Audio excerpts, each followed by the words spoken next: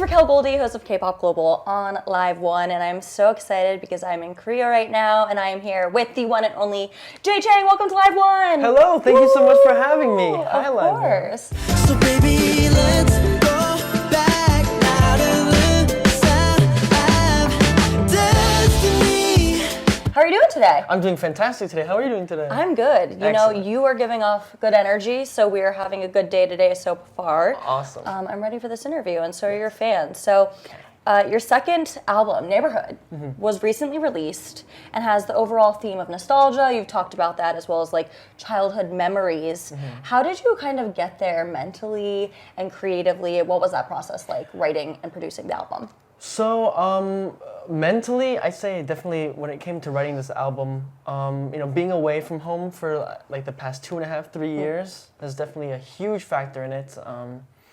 I like to put a lot of sentimentality into my music, so just pulling back into like childhood memory and comparing it with like modern day adult responsibilities and things like that definitely gave me a lot of inspiration and perspective into creating the Neighborhood album and talking about themes such as nostalgia and wanting to go back when times were good, things like that. So I imagine you could potentially kind of, obviously you're going to get emotional when thinking about that and being in that space. What was the hardest part creating the album?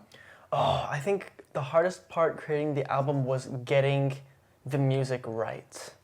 I'm definitely someone that likes to put a lot of heart into the music, and the music that I like to create is definitely music that kind of pulls from the inside of people. So kind of bringing into realization what I visioned in my head was probably the most difficult part, because there's, when you write something, there's the picture of it that you have in your head and there's also what comes out. So yeah, kind of just translating the music from my head into actual music was probably the most difficult part for me. Were there a bunch of revisions or did it kind of come out naturally?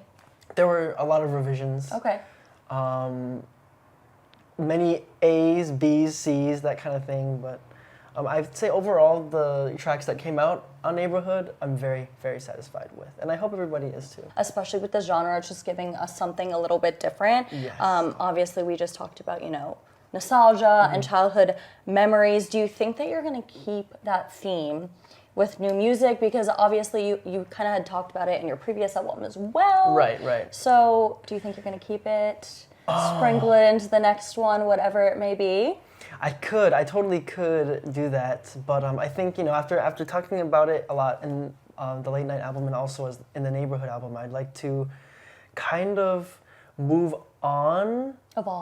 Evolve, Ooh. yes. But at the same time, you know, if the situation calls for it, I would like to tell a story with the album next time. So if there's a situation that calls for nostalgia, I can totally put in nostalgia.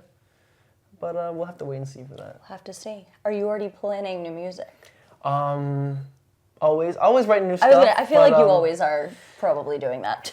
But yes, nothing too set in stone at the moment. Yeah. I mean, you've been a little busy, so I understand. Just a tad Like, bit. take a moment, bask in everything that is coming from this album. You got to have fellow One Pact member Tag collaborate That's right. be on this album. What was the best part about this, and how did you come to that decision, wanting him to be a part of the album as well? Tag, just as a person and as an artist, has so much respect for me. He writes all this stuff for One Pact, and I really enjoy his style and how individual he is, especially with his vocal tone. I would say that out of all the people that came into mind for collaborating on the What You Need song, which is a very fun track, I'd say that Tag is definitely the first one that came to mind. I asked if we could have him on. We asked him if he wanted to do it, and he said yes right away, so it was super easy having him come on to the album. And I'd say the most fun part with working on it together with Tag was probably the music video for What You Need, because basically the director just told us to screw around on camera, and we're like, all right, so we can just totally fool around, and it was a lot of fun. There was this red toy car that we had to play with, and it was destroyed by the end of the shoot. It was awesome. Yeah. You've been a participant on multiple survival shows. How How have those experiences kind of shaped who you are as an artist today? I imagine you learned so much from these different shows. Oh yeah, all these different shows. There's so much involved when it comes to having to perform perfectly, having to sing perfectly. There's a lot of expectation, and the judges do a good job of criticizing in a way that like you know what you do wrong, but you also know what you can improve in. And so I'd say that when it comes to maturing as an artist, these shows have done nothing but speed up the process for me, for sure, because in such a small time, in just a couple of months, you have to show perfection. And if you can't show perfection, then you have to find out how to. So Fake it till you make it sometimes, no? exactly. But I think that the best part about being on those shows was the sense of kinship that I had with all the other participants. Yeah, we were all in it together, and it was a lot of fun getting to learn new things from many different styles of performers. And I'd say that I don't think I would be the artist I am now if I didn't have the opportunity to go on those survival shows, definitely. Do you ever wake up sometimes and you think back about your past couple years and you're just like, wow, I can't believe that happened? Honestly, yeah, sometimes I do, and I'm like, oh, wow, well. You're like, wow, how did I get here? How did this happen? Yeah, but that's life, so. Yeah, that is definitely life. Who were the first people you always send music drafts to when you're dabbling in the start and creative process for new music works? That's a great question. I actually don't think I do. Whoa. I think I keep them all to really? myself. I don't think I've ever had that answer. Really? Yeah. I either just keep them to myself or I send them to my CEO and asking if she thinks it could go on to an album or not. Okay. Yeah, I think I'm very like. You hold it close to you. Not exclusive. I'm very reclusive with my songs, I think. Protective? I think I should probably start sending somebody something. Yeah, that's a good question. I've never thought to do that Yeah, before. you talked about so many people you've met, obviously, on all the shows. So I figured you would have like a group chat. You're just sending music, and I really didn't think that you wouldn't. Yeah, no, that's something I should probably start doing. Wait, friends, after this, I'm gonna call you up, make a Kakao group chat. You're welcome. Yes. Oh, thank you. Your music has so many different influences in it. What songs and artists are you loving right now? Right now, ooh. I know, hard. Very recently, I got a lot of influence, and a good amount of songs that I listen to are by this vocal group from way back in the day called Drew Hill. Okay. And they're like a very R&B soul gospel kind of vocal quartet, I believe. Yeah, very, very talented people. I don't know if they still do anything. It was like 90s, I'd say. 90s, 80s, so. Yeah. Yeah, that's probably my go-to at the moment. Music that you're just listening to for the vibes. What about that? Oh, just for the vibes. I listen to a lot of like cinematic, like classical music. Okay. Yeah, crazy stuff. Okay. I can At the see moment, that. yeah. Guys, go listen to it. Yeah, go listen to some classical music. I feel like it probably puts you at peace. Maybe I should do that. It'll definitely widen your horizon. It's good for meditation. If you're I stressed was just going to say meditation. Yeah. I grew up doing ballet, so I mean, I'm used to, like, that's what I heard my whole life growing up. And I was definitely more calmer as a child. So maybe I should get back to that. Okay. There you go. Tomorrow morning, we're going to do that. Give me some recs. Perfect. You've grown so much as an artist over the past couple of years. What are some things that you wish to accomplish in 2025? In 2025, I think I just want to improve myself as a person. Last year I would have told you like world tour, and thankfully, this world year touring. we were able to do that. So I think that at this point, more than like any tangible goal, I really just want to become a better version of me than I was this year, whether it be as a person or as an artist or as a singer. I want to be able to expand my knowledge and just work on my craft, and hopefully a lot more people will be willing to listen. So, yeah. I think so. I think that's going to happen. One word to sum up 2024. One word to sum up 2024. Nuts. Crazy. Definitely insane. So much stuff happened this year. Won a survival show, went on a world tour, had my comeback I performed with One Pact at Dream Concert. It was, looking back on it, I think 2024 has felt, out of every year, the fastest for me. Just because there's so much stuff going on. So looking back on it now that we're coming to a close, it's so surreal being like, oh, I guess I did all that stuff. Yeah. So, crazy. I honestly think your schedule might have been the craziest of anyone I've seen in 2024, but you got to do so many things that people wish to accomplish that takes, years to do. So you should definitely be very proud of yourself for that. I don't take a single moment of that for granted. I'm very thankful for 2024, as crazy as it was. So I hope to bring some of that momentum into next year too. Be even crazier for 2025. Yeah. And I mean, you're going on a tour starting in January. So, right away. We're just kicking it off good, so. Can you give me any hints about what everyone can expect? I know everyone's very excited. Hints. He's like, no, I can't give you anything. I would love to. There will be a showcase. Okay. A very, a good, like the whole tour is going to be mainly like fan sign and a couple performances here and there, but there will be a concert Aspect. at the end. Okay. So stay tuned for that. Well, that's exciting.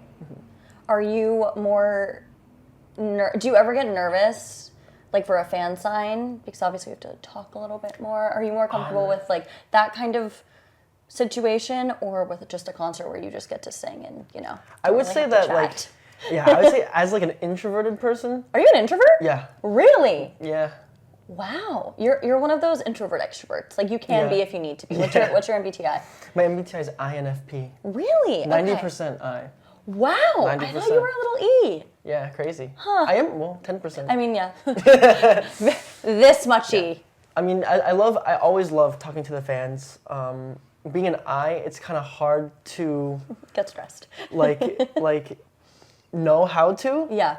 But I think it's always fun because a lot of the fans are so warm, warm and very welcoming, and it gets me going to start talking and know what I'm talking about. If that makes sense. Totally. Okay. But you're also, I feel like too, from knowing you for 30 minutes at this point, you can carry on a conversation. Yeah. Like you're not just gonna stare at you and be like, hi. Yeah, I'd say that I definitely have all the fan signs to thank for that. Oh, true. At the beginning, you've had some experiences. Yeah, at the beginning it was not that's what it was. Like this, yeah, at all. But I'd say just always the singing on stage aspect will always be the most comfortable for me, just because it is what I do. I was gonna say it's what you do every day. All So, day, every day. And I'm glad that all the fans love to come and watch, and so for being able to do a fan sign tour like this, getting to not only meet all the fans and also talk to them, but also hear what they think about the album and hear how much they love hearing me sing and be on stage. It's really an honor for me. I love that. I love how thankful and grateful you are, and I think it shows through too in just everything that you're doing. We're going to get into our fan question segment. We had so many come in. I picked the top 7. Hopefully that everyone is happy. Okay. What are you most looking forward to during your fan sign tour besides meeting your fans? Besides meeting my fans? Yes. I'd say getting to visit all these, there's a few places that I've already been before, but getting to visit mostly a lot of new places that I haven't been before is going to be a lot of fun. Trying the local cuisine for sure. Are you a big foodie? Big foodie. Yeah. Okay. So I just got to Korea a couple days ago. I've been here multiple times, but what should I go eat? If you want something good for the winter, yes, you should try this. It's called galbijjim. Oh yes. Basically, like a stew. Stew. With like a rib, and there's meat, and it falls off the bone. It's crazy. Do you ever make it, or are you not a cook? He said no. Okay, that answered my question. Same. I'll go buy it. Okay. Yes. Do you prefer a more trendy concept or cozy, like your most recent release? Oh. A couple of years ago, I would have 100% said just cozy. But recently, I've been loving trying to experiment and kind of bring my personal tastes into a mix with trendy stuff. And it's been a lot of fun because it's been kind of expanding my spectrum, if that makes Yeah. any sense. Instead of just being like, I'm sticking to this because it's what I like and it's what I'm good at. You know, kind of opening my eye and like looking for more influences has been a lot of fun as well. Like being able to challenge myself through doing that. Yeah. So I'm gonna say trendy. Okay. Okay. Growth. I like it. Yes. TMI from making of the new album. I have a song on there that I've kept for 5 years before Oh, putting yes. on the album. That's crazy. My first ever song that I ever wrote myself. It's your child. Yeah, Literally, exactly. it's your child. So it feels like, yeah.